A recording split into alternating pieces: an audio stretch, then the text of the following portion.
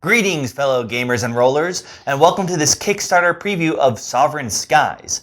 This is another game about humanity reaching for the stars and trying to colonize space. But of course, like in most futuristic settings, we don't decide to work together. No, it's all about me. So, in this game, each of you will play as separate human factions, trying to gain influence over these 6 planets by using your own troops or getting the help from alien senators. So here's how it's going to work. Every player will have their own set of ships, bases, and a mothership. And your mothership is what controls most of what you're going to be able to do on your turn. So the first thing that you will do is move your mothership 1 space in the direction that it's facing, clockwise or counterclockwise. If you'd like to turn it around, you can spend 2 of these energy tokens, that's sort of the currency in the game, and you can flip it to the other side and send it the other direction. If you want to move more than 1 space, you can also spend an extra energy token for each extra space that you move. You can share spaces with other players as well. That's all fine and good.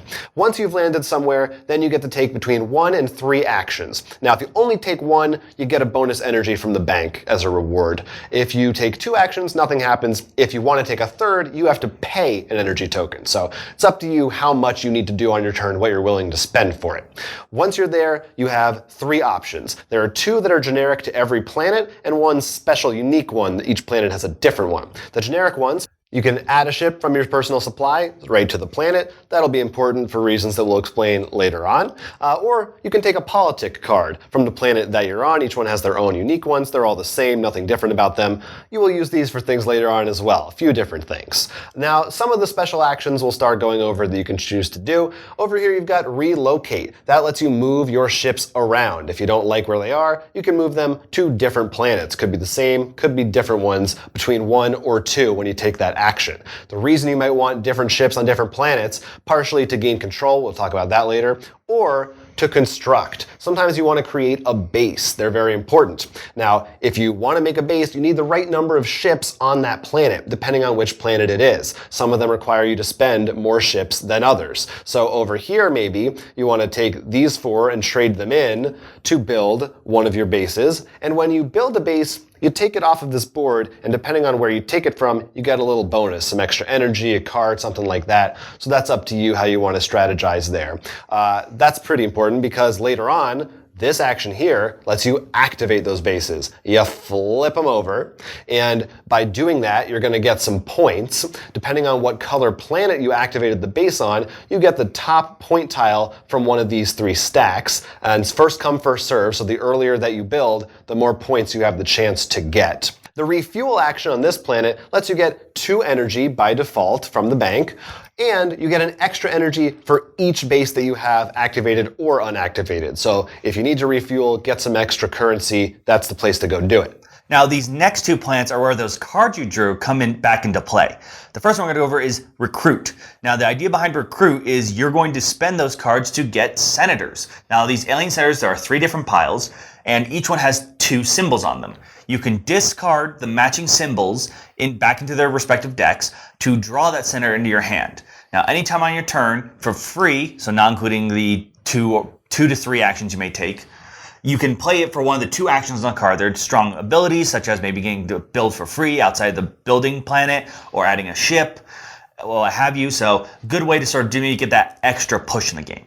In addition, though, you, just like the activate, you will get to take a point tile matching the color senator and add to your pile. Once again, first come, first served. And not only is that important to the top ones are worth more points, but once either 2 of the activate piles or 2 of the senator piles run out, that triggers endgame, meaning that the rounds will play out so everyone has equal amount of turns, and then you'll calculate points. Now, the pledge planet is interesting. It has to do with majority, and that actually matters outside that planet too, so we're going to go over that first. Now, when you're moving, let's say this black ship that Jonathan moved, you look at the planet, and if another player has a majority there, they actually gain an energy for you landing there. You don't lose any, but they can gain energy, so it's a good way for you to get some energy outside your own turn.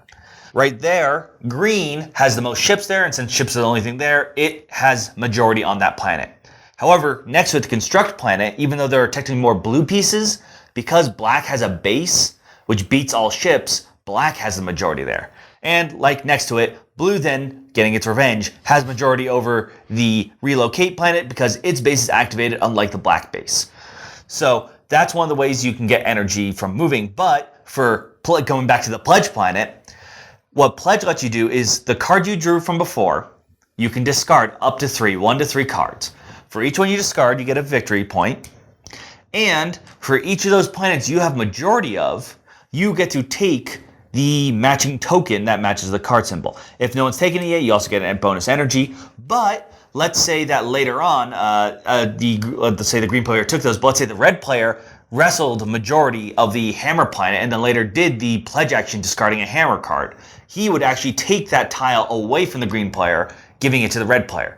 So those tiles actually sort of really become a back and forth of controlling planets as well as maybe discarding cards, whether you get it for senators, which can help get those flat out points and maybe end the game, or wrestle points, which is really the only way to really steal, I guess, from another player in this game. Yeah, it's not a super heavy aggressive game. There's no direct PvP or attacking. Really what you're doing in regards to other players is, like you just said, keeping track of where they are on the planets, where they have majorities. So you maybe want to avoid those or see where you can move around, and trying to steal these point cards, because those can be a big swing in either direction, as can, of course, these are where you're getting a lot of your points from. You can see there's some big numbers in there. Right, those where a lot of points come from. But let's say you spent your early game trying to get more planets just because you have more ships around.